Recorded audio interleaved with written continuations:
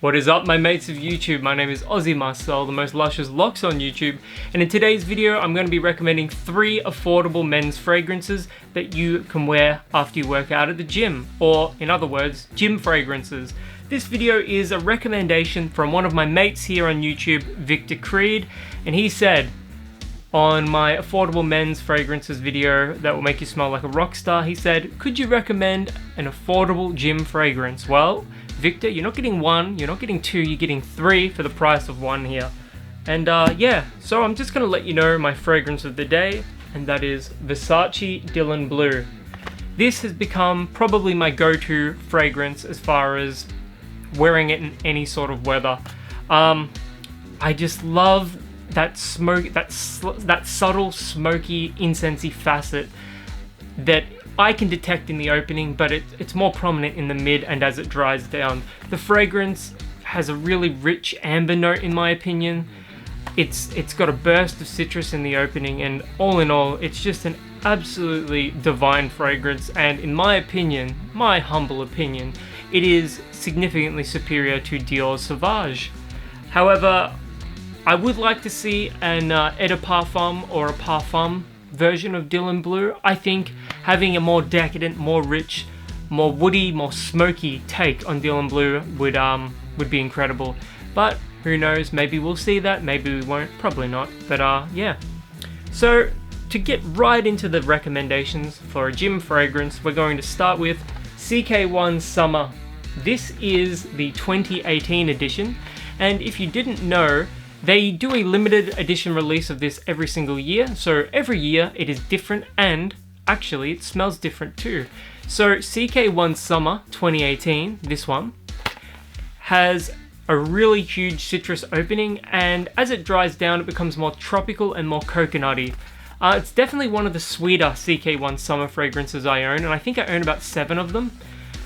This fragrance in particular is further away from the Ck1 DNA. Some years you get a more beachy, driftwood sort of vibe with the Ck1 summer releases, and those, in my opinion, smell closer to the original Ck1. And here's the bottle. Just Ck1 design, but yeah, just in a blue bottle. A waste of spray. Atomizer is solid.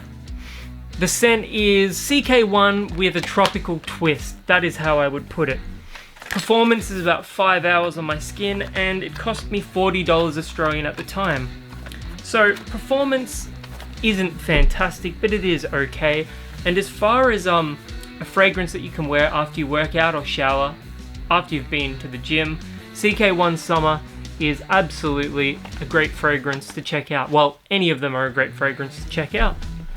Next up, I'm going to go with Nordica Voyage Sport. Now, I hummed and hawed over if I was going to pick Nordica Voyage or Nordica Voyage Sport, or even Nordica Voyage Heritage. But I've opted with Nordica Voyage Sport purely because I've worn it more. Although, if you'd look at the amount I've actually used in it, you wouldn't think I've worn it much. But I wear this after I shower occasionally just because it's such an enjoyable scent. It's aromatic, it's got a citrus note, it's a bit melonish in the opening actually, but then it becomes aromatic, green, and a touch woody as well, with a little bit of a, not ozonic, I would say an aquatic facet as well. This is very fresh, very agreeable, and for $15 Australian for 100 ml, it comes as an easy recommendation. One of the best post-workout, post-shower fragrances I could possibly recommend. Performance is 4 hours-ish on my skin, so even less than Ck1 Summer 2018, but it is a lot cheaper, and I think I actually prefer the smell of this one over Ck1 Summer 2018 as well. So yeah, there's that one as well. And finally, the last one I'm going to recommend is Hugo Boss Bottled Tonic. And here we've got top notes of vibrant citrus fruit, apple. So you'll often find apple in Hugo Boss fragrances. Heart notes of tonic, ginger, and cinnamon. Cinnamon is a prominent note in the bottled line, with base notes of sensual woody notes. Just right there, I'll show you that. This one is the most expensive of the bunch. It'll set you back about 60 plus Australian, but as far as I really like the design as well, even though it's just like the classic Boss bottled look. The thing I like about Tonic is that it's a fresher take on the Boss bottled DNA. Yeah, you get the apple, you get the cinnamon, and then you definitely get the ginger. It's sort of like it's more of a fresh ginger instead of like a ginger beer or a ginger ale. It comes across as a little spicy. I would say closer to fresh spicy than warm spicy though.